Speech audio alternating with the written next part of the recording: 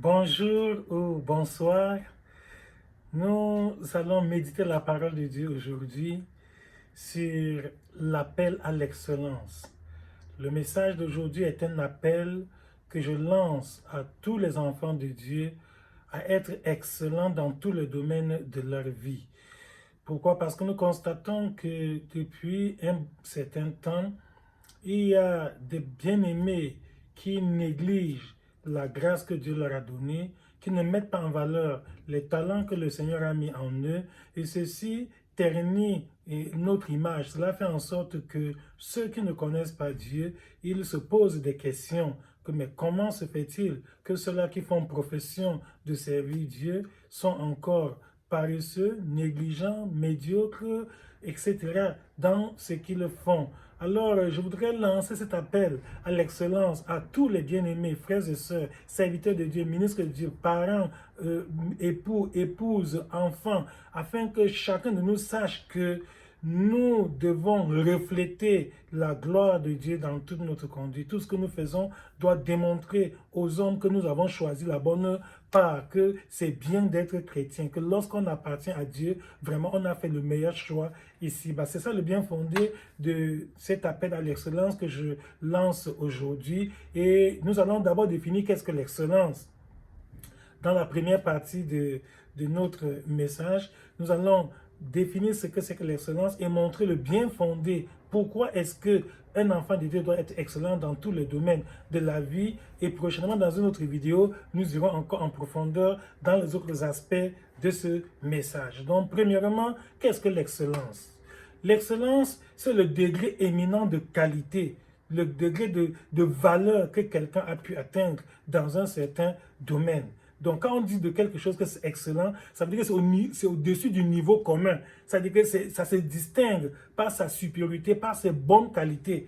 Donc, pour être excellent, tu dois faire un effort supplémentaire. Tu dois aller un peu plus loin. Tu dois essayer d'améliorer tout ce que tu fais.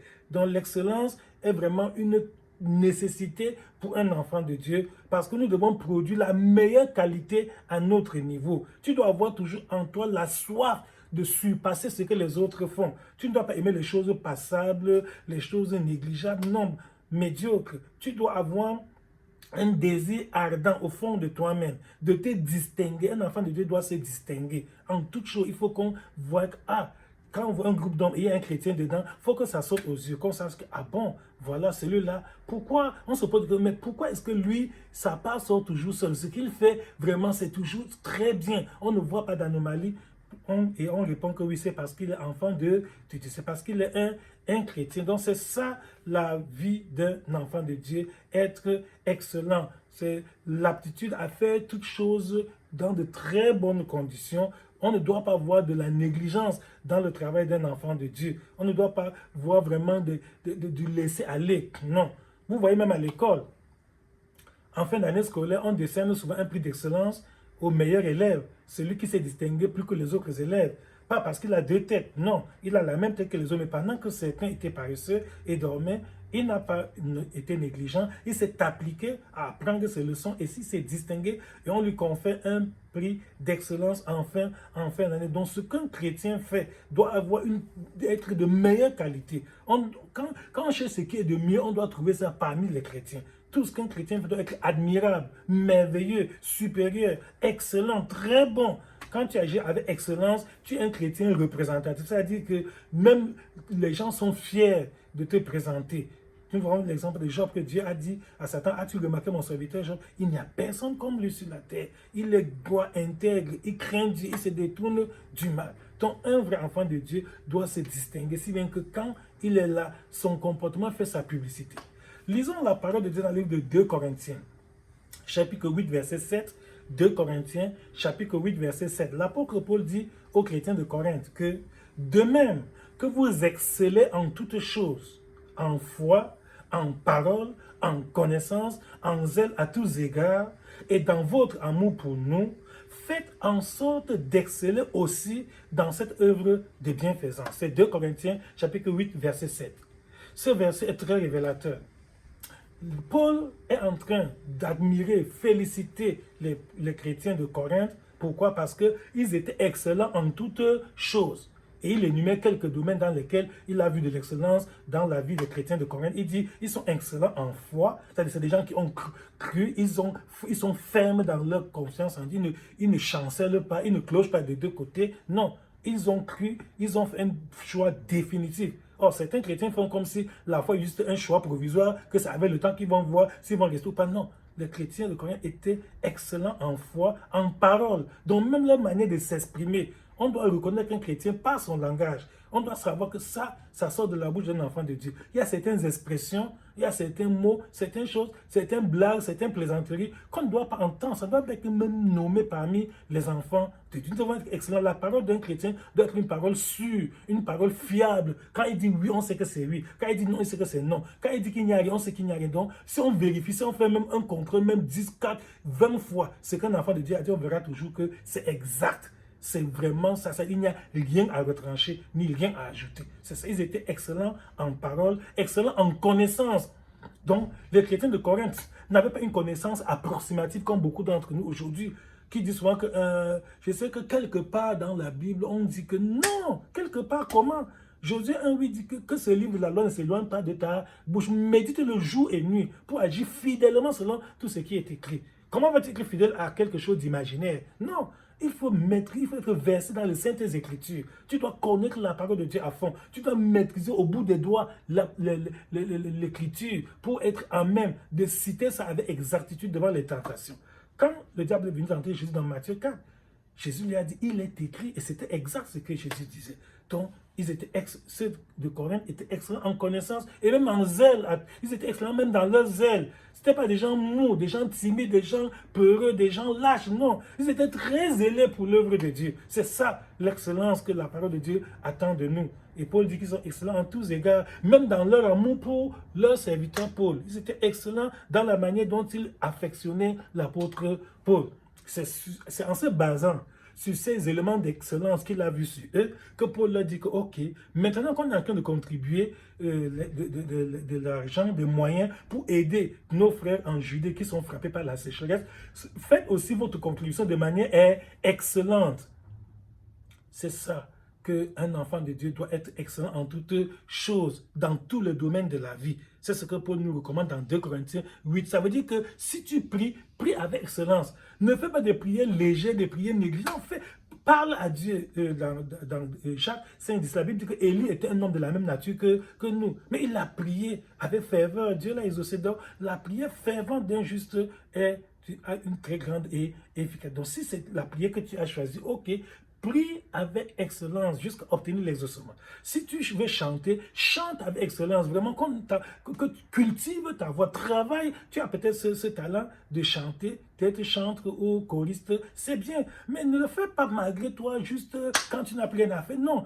Qu'on sacrifie le temps. Prends cela vraiment à cœur et cultive ta voix. Et fais des répétitions. Fais vraiment, exerce-toi. Au fur et à mesure que tu t'exerces, tu vas mieux prester, tu vas améliorer tes qualités, tu vas mieux faire le travail de chantre dans l'église. Et si c'est la lecture sous l'année de la parole de Dieu qui fait, mais exerce-toi à la maison, lis 2, 3, 4, 5 fois le même passage pour être capable d'articuler très bien les mots, pour lire avec une bonne intonation, si bien qu'à la fin de ta lecture, on est déjà nourri, on est déjà édifié en attendant même que l'explication vienne du prédicateur. Si tu prêches l'évangile, prêche avec excellence, prépare bien ton message, fais vraiment des efforts, des recherches pour donner un message vraiment, une nourriture spirituelle consistante qui va être édifiante, qui va éclairer, qui va donner la lumière, qui va montrer aux hommes quelle est la volonté de Dieu dans le domaine, le sujet que tu as choisi. Et si c'est même la visite des nouvelles âmes, ok, sois excellent dans la visite des nouvelles âmes, c'est-à-dire que fais un programme, prends le contact nécessaire, les préparatifs nécessaires, au point que quand tu rends visite à quelqu'un, après, il n'oubliera jamais ta visite. Parce que ça a été une visite vraiment préparée d'avance. Une visite que tu as même mûri dans la prière. Et qu'arrivé, tu te concentres. Tu ne tombes pas dans les bavardages inutiles, les plaisanteries, les commentaires. Non. Une visite durant laquelle vous priez, vous méditez la parole de Dieu, vous échangez des nouvelles, vous vous édifiez mutuellement. Et quand tu pars, chacun se sent fortifié, édifié, rempli. Chacun a la soif, chacun a le goût de continuer à servir Dieu. Si tu fais le suivi des âmes, ok, sois excellent dans ton suivi. Si tu fais même l'accueil à l'église, c'est-à-dire tu es du groupe des huissiers, ok, qui reçoivent les gens et qui les escortent pour les faire asseoir à leur place, ne le fais pas malgré toi avec le visage attaché, comme si tu es triste, tu es froid, mais non. Il faut que le nouveau venu, l'invité qui arrive à l'église, découvre que l'huissier qui m'accueille, lui-même, il est heureux d'être dans cette église. Il est vraiment très, très content d'être dans la foi. Vraiment, ça dit, il est épanoui. Rien que ton visage, ton sourire, ta manière de l'accueillir, et les gestes que tu fais, et les mots que tu prononces, tout cela contribue à le rassurer que je ne me suis pas trompé, hein, je ne me suis pas égaré, je suis vraiment là où il fallait. Et rien que par l'accueil, la qualité de l'accueil, un invité peut sentir s'il faut qu'il reste dans cette église, bien s'il faut qu'il cherche ailleurs. Donc tout est important. Ne négligeons absolument rien. Si tu es un époux, sois un époux excellent. La Bible dit que l'homme doit, mari, aimer vos femmes comme Christ a aimé l'église. C'est-à-dire que tu dois t'appliquer à donner, à manifester de l'affection à ton époux. Tu dois faire tout que ton époux soit comblé, qu'elle soit épanouie. Tu dois te sacrifier comme Jésus se sacrifie pour l'église, pour que vraiment ton foyer, les célibataires, quand ils te voient, ils disent que oui, c'est bon de se marier. Parce que tel que je vois cet homme, la manière dont il encadre son épouse, vraiment, je vois que c'est bien. De même pour l'épouse aussi, hein, que si tu es une femme mariée, sois une épouse excellente, que vraiment ta manière de vivre avec ton époux, que cela impressionne, que cela stimule et motive les jeunes filles qui ne sont pas encore mariées, vraiment aussi à aspirer au mariage. Voyons comment vraiment tu vis en parfaite harmonie, dans la communion, dans l'entente. On voit une symbiose vraiment entre toi et ton époux. Si tu es un berger, un pasteur, ok, encadre bien les brebis du Seigneur. Ne fais pas comme c'est par contrainte, c'est malgré toi, c'est par que faire. Non, ce n'est pas bon. Hein? N'agis pas comme si tu es un fonctionnaire dans l'église. Hein? Si tu as la vocation pastorale, ok, exerce bien ta vocation, c'est-à-dire que sacrifie-toi, fais des efforts, applique-toi comme Paul dit à Timothée, applique-toi dans toutes les tâches de ton ministère afin que tu puisses porter du fruit et que le fruit demeure. Donc, nous devons être excellents en toutes choses. C'est ça ce que la parole de Dieu nous recommande, quel que soit le domaine, même dans ton lieu de service. Si tu fais de la couture, ok, sois excellent dans la couture, que les gens qui te donnent des habits à coudre ne regrettent pas pourquoi ils ont gaspillé leur argent, que chacun te recommande que vraiment allez aussi coudre vos habits chez tel tailleur ou chez tel couturier parce que vraiment, dernièrement, la tenue qu'il a confectionnée pour moi, ça me va très bien, c'est tellement bien fait, son travail est soigné, vraiment il n'y a pas de négligence là-dedans. Si tu es même un maçon, c'est-à-dire quelqu'un qui construit, qui bâtit les maisons, ok, sois excellent dans ton travail de maçonnerie. Si bien que quelqu'un peut te recommander que, vous voulez bâtir une maison, appelez tel. Réellement, le travail qu'il a fait chez moi, il a tellement bien fait la plomberie, l'électricité, la maçonnerie, la menuiserie, bref, quel que soit le corps de métier auquel tu appartiens, sois excellent parce que la médiocrité est une abomination devant Dieu. Ce n'est pas bon. Il faut que vraiment chacun de nous soit saisi par cette soif d'excellence, par ce désir ardent de manifester le meilleur, de donner le meilleur de lui-même dans tout ce qu'il fait. Parce que normalement, le peuple de Dieu est un peuple d'excellence. Les enfants de Dieu sont excellents en toutes choses. Il est écrit dans 1 Pierre, chapitre 2, verset 9 à 10, que vous, au contraire, vous êtes une race élue, un sacerdoce royal, une nation sainte, un peuple acquis, afin que vous annonciez les vertus de celui qui vous a appelé des ténèbres à son admirable lumière. Vous qui autrefois n'étiez pas un peuple et qui êtes maintenant devenu le peuple de Dieu, vous qui n'aviez pas obtenu miséricorde et qui maintenant avez obtenu miséricorde. Donc nous sommes, un enfant n'est pas n'importe qui, non, tu es un sacerdoce royal, tu es quelqu'un choisi spécialement par le roi, et pas n'importe quel roi, par le roi des rois. Donc tu dois être excellent, même dans ta cuisine, la manière dont tu prépares la nourriture. Il faut que quand on goûte un mets qui sort de ta cuisine, mais qu'on ait envie encore de qu'on en redemande. C'est ça, pourquoi? Parce que pour préparer, tu as cherché tous les ingrédients, tu as pris du temps pour préparer une nourriture exquise, appétissante, vraiment qui va rassasier, qui va satisfaire tous ceux qui vont la manger. Donc, on doit avoir la marque de l'excellence dans tout ce qu'un enfant de Dieu fait. Un chrétien doit être le numéro 1, même au bureau, quand ton lieu de service. Il faut que tes collègues de service s'étonnent que mais celui-ci, on ne le comprend pas. C'est ce qui est arrivé à Daniel. On dit qu'à Babylone, Daniel était tellement irréprochable dans son service profane que ses collègues qui étaient ses ennemis et qui cherchaient à lui faire du mal ont fouillé dans toute sa vie professionnelle. Ils ont cherché un motif d'accusation, ils n'ont pas trouvé. Tellement il était ponctuel, il était assidu, il s'appliquait, il était dévoué à la tâche, il donnait le meilleur rendement que son patron, le roi, attendait de lui. Finalement, ses ennemis ont dit que tant qu'on fouille seulement sur le plan professionnel, on ne trouvera aucun motif contre cet homme. Allons plutôt dans la loi de son Dieu pour demander au roi d'écrire un décret qui interdise qu'on ne prie un autre Dieu en dehors du roi. Donc, un chrétien, si tu es même un homme d'affaires, tu dois être excellent dans les affaires. C'est-à-dire que tu es quelqu'un dans la manière dont tu fais le business. Vraiment, ça rapporte, ça prospère. Pourquoi? Parce que tu n'es pas le genre de businessman qui n'est pas concentré, qui est distrait, qui passe le temps dans des choses, dans des futilités, qui ne sait pas discerner quelles sont les bonnes affaires dans lesquelles il doit investir et qui fait du n'importe quoi. Donc, je lance cet appel à l'excellence à nous tous, enfants de Dieu, nous tous chrétiens, frères et sœurs, que chacun d'entre nous, dans le couloir de son appel, là où Dieu t'a placé, quelle que soit l'activité, ne néglige pas, ne sous-estime pas, non, ne méprise pas ce que tu fais, quel que soit ce que Dieu t'a confié à faire, fais-le avec excellence et le Seigneur, si tu es donc fidèle dans toutes ces petites choses que Dieu t'a données maintenant, le Seigneur qui veille sur sa parole pour l'exécuter va t'élever, il va t'ouvrir des portes, il va te bénir, il va t'accorder la prospérité, Dieu va élargir tes horizons, Dieu va t'accorder encore des perspectives inattendues. Pourquoi? Parce qu'en faisant toutes choses, tu sais que je suis en train de servir Dieu. Colossiens 3,17 nous dit que quoi que vous fassiez, que ce soit en parole ou en acte, faites tout au nom du Seigneur Jésus. Donc un enfant de Dieu sait que Dieu le note partout. Dieu ne te note pas seulement à l'église, non. Dieu te note même dans ton foyer. Dieu te note même sur la manière dont tu encadres tes enfants. Dieu te note sur la manière dont tu aimes ton épouse ou la manière dont tu es soumise à ton époux. Dieu te note même sur la manière dont tu travailles dans ton bureau. Dieu te note, ça veut dire que Dieu te note même à l'école pour voir comment tu te comportes dans ta salle de classe vis-à-vis des enseignants, vis-à-vis de tes camarades de classe, comment tu fais tes études. Dieu te note partout. Donc, la vie d'un enfant de Dieu doit être exemplaire. Un chrétien doit être exemplaire en toutes choses. On ne doit pas voir c'est inadmissible qu'on voie la paresse, la négligence dans la vie d'un chrétien. Pourquoi? Parce que ton échec va ternir la gloire de Dieu. Dans Romains, chapitre 2, verset 24, l'apôtre Paul dit, car le nom de Dieu est blasphémé parmi les païens à cause de vous.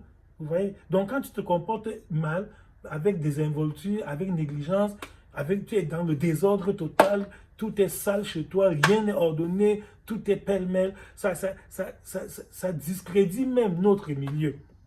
Ça fait que l'on se demande est-ce que c'est vrai que vraiment le beau discours que les gens s'y tiennent, est-ce que ça reflète? Non, un chrétien doit être animé d'une jalousie de Dieu. C'est-à-dire je dois m'efforcer, m'appliquer pour réussir dans mon domaine que j'ai choisi, pour que vraiment on n'insulte pas le nom de Dieu à cause de moi. Donc tu dois être animé de cette jalousie de Dieu pour faire des exploits dans ton domaine. Dans Psaume, chapitre 60, verset 12, Psaume, chapitre 60, verset 12, la Bible dit que avec Dieu nous ferons des exploits. Il écrasera nos ennemis. Donc tu dois faire des exploits dans ta cuisine, des exploits dans ta maçonnerie, dans ta couture, des exploits dans ton bureau, dans ton business. Tu dois faire des exploits partout, en toutes choses. Tu dois faire des exploits, même dans ton atelier, même si tu fais n'importe quel métier, même dans l'encadrement de tes enfants, dans ton ménage, dans ton foyer, vraiment qu'on voit que c'est exceptionnel, qu'il y a quelque chose de plus que tu ajoutes sur la moyenne. C'est ça. Jésus dit dans Matthieu 5, 13 à 14 que vous êtes le sel de la terre.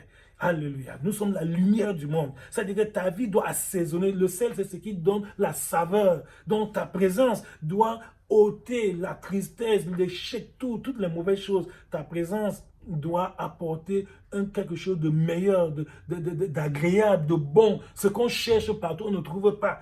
Si on a besoin d'un technicien qui est honnête, on sait que non, c'est parmi les enfants de Dieu qu'on va trouver quelqu'un qui est véridique, qui ne fait pas de faux rendez-vous et qui ne s'amuse pas avec la tâche. Vous voyez, c'est parmi les enfants les chrétiens qu'on doit trouver le meilleur. C'est ça, c'est ainsi que nous devons être le sel de la terre et la lumière du monde. Que notre vie brille. Brille par ton bon comportement, brille par ton bon travail. Que ta vie brille par tes bonnes actions, par tes bonnes réalisations, par les exploits, par ta manière de t'appliquer, vraiment par ton sérieux. Tu es sérieux, tu es concentré, tu n'es pas négligent dans tout ce que tu fais. Tu dois être le meilleur et ça va donner espoir aux hommes. Les gens vont voir que, on se disait qu'on ne peut plus trouver quelqu'un d'honnête, mais voilà, parmi ces gens-là, il y a encore des personnes honnêtes parce que nous sommes sérieux, nous sommes vraiment appliqués, nous nous appliquons, nous nous dévouons dans ce que nous faisons, en toutes choses qu'on voit l'excellence. Donc nous devons être un peuple d'excellence parce que notre Dieu, c'est le Dieu de l'excellence. Vous n'avez qu'à voir dans la création, dans Genèse 1, tout ce que Dieu a créé est bon. À chaque étape, on voit comment le Seigneur examinait ce qu'il a fait et cela était bon avant qu'il continue. Donc notre Dieu est le Dieu de l'excellence. Par conséquent, nous aussi devons être des enfants de Dieu excellents. Nous devons être des personnes excellentes dans tous les domaines de notre vie. Nous devons tous chercher à améliorer ce que nous faisons. Que chaque aspect de notre vie reflète vraiment la gloire de Dieu. Qu'on sente qu'il est bon vraiment d'appartenir à Jésus. Donc, on a vu dans Colossiens chapitre 3, verset 17 et verset 23 à 24 que tout ce que je fais en parole, en connaissance, en action, je le fais pour le Seigneur, pas pour les hommes. Donc si même mon entourage, mes collègues, mes camarades sont négligents, moi, je dois m'appliquer parce que je sais que la caméra de Dieu est fixée sur moi. Dieu me voit en permanence. L'œil de Dieu, ce n'est pas à cause du patron humain, non, que je m'applique. Le patron humain, on peut le jongler, on peut le tromper, lui, et il ne voit pas, on peut lui cacher certaines choses. Mais Dieu est omniscient, Dieu me voit en permanence. L'œil de Dieu est toujours sur moi. Donc, voilà le bien fondé de cet appel à l'excellence. Si vraiment tu t'étais découragé, si vraiment tu étais déjà débattu, tu ne voulais même plus émerger, non. Même si tu avais arrêté tes études et tu ne continues plus, il y a encore de l'espoir pour toi. Avec la grâce de Dieu, tu peux aller encore plus loin. Un jour, je connais un pasteur qui avait lancé cet appel à l'excellence à une époque donnée. Et il y a beaucoup de personnes qui s'étaient réveillées. Il y a beaucoup de personnes qui avaient déjà abandonné les études depuis des années, même des parents qui, après avoir écouté l'appel à l'excellence que ce pasteur avait lancé en cette année-là, ils s'étaient réveillés, chacun avait repris courage, plusieurs sont rentrés à l'école, ils ont obtenu même des diplômes, ils ont obtenu des emplois. Et après cet appel à l'excellence que ce pasteur avait lancé à l'époque, il y a plusieurs qui, dans le lieu de service, ont eu des promotions, on les a élevés à de grands postes de responsabilité et même sont venus rendre témoignage par la suite que cet enseignant les avait réveillés. Pourquoi? Parce qu'ils avaient enterré leur talent, ils ne mettaient pas vraiment à profit, ils ne mettaient pas en valeur toutes les potentialités énormes qui somnolaient en eux et ils passaient le temps dans la paresse. Cet appel à l'excellence avait aidé même beaucoup d'élèves et étudiants à être les meilleurs, à avoir le succès à l'école, que ce soit dans le primaire, le secondaire ou dans l'enseignement supérieur. Cet appel à l'excellence avait transformé les vies de beaucoup de personnes qui sont venues même rendre témoignages. Même des épouses ont témoigné que Dieu m'a donné un nouveau mari après cet appel à l'excellence et vice-versa. Donc, même des parents, même des enfants témoignent que notre Père a changé. Il n'est plus comme avant. Pourquoi? Parce que maintenant, il prend soin de nous. Notre papa veille sur nous. Il est devenu un père attentionné, très, très affectueux.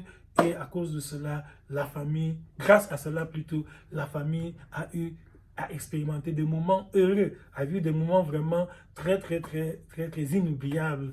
Donc, que cet appel à l'excellence te mobilise, que cela te réveille, que ça te révolte. Je voudrais que cet appel, que ça puisse te fâcher, que ça t'énerve, que tu sentes ta misère. Tu te dis, mais qu'est-ce que je fais là? Tu devais être très loin aujourd'hui, mais c'est à cause de la paresse. C'est pas Dieu. Dieu, il y a la part de l'homme, il y a la part de Dieu. Donc la prière ne suffit pas. Après avoir prié, lève-toi, mets-toi au travail, hein, applique-toi et Dieu va bénir tes efforts. Dieu va féconder tes sueurs. Dieu ne bénit pas la paresse, Dieu ne bénit pas le vide. Si tu ne sèmes rien, Dieu va venir bénir le vide pour que tu récoltes. C'est lorsque tu as fait ta part, tu fais de ton mieux, tu t'appliques et tu travailles. Et après avoir fait le travail, maintenant, tu t'ajoutes pour dire, Seigneur, souviens-toi de moi, bénis mon sacrifice. Seigneur, accorde grâce que mes petits efforts portent du fruit. afin que je puisse mieux te servir. Et le Seigneur qui est fidèle à ses promesses, il n'y a pas de problème de ce côté-là. Pour Dieu, non, il est vraiment correct. Dieu est réglo. Dieu ne déçoit jamais. Dieu ne tarde pas.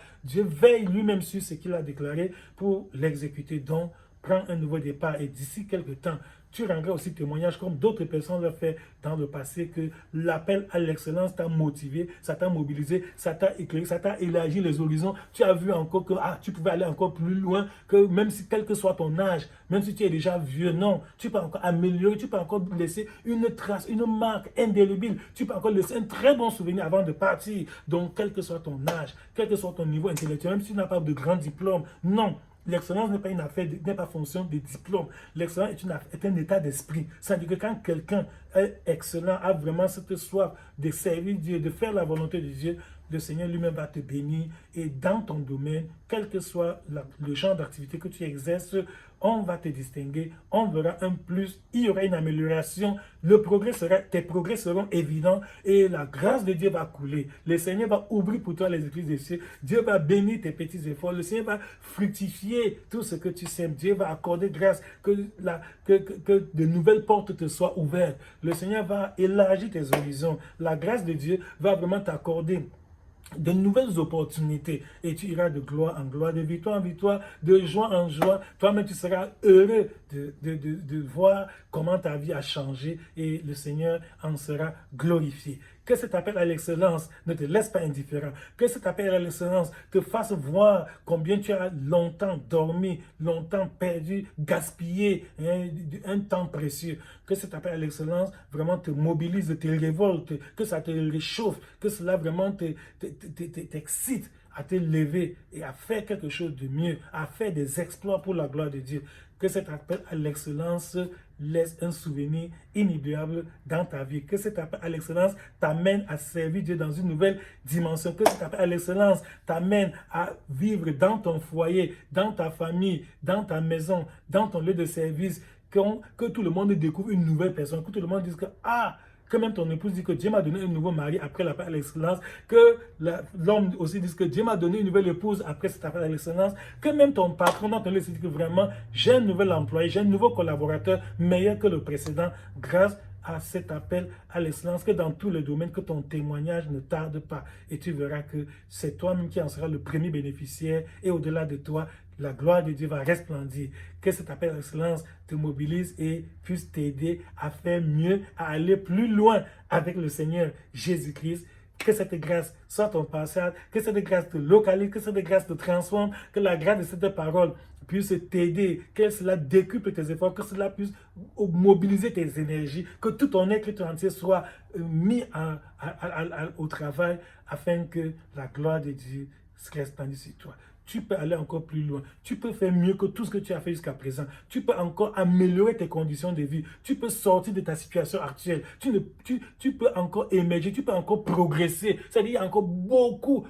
Le magasin de Dieu ne connaît pas de rupture de stock. Dieu a encore en réserve beaucoup de bénédictions pour toi. C'est toi-même qui as longtemps été paresseux, qui n'a pas vraiment pris à cœur de pouvoir recueillir la grâce que Dieu t'a promise. Que cet appel à l'excellence t'accorde la plénitude de la grâce de Dieu au nom de Jésus-Christ. Amen. Amen.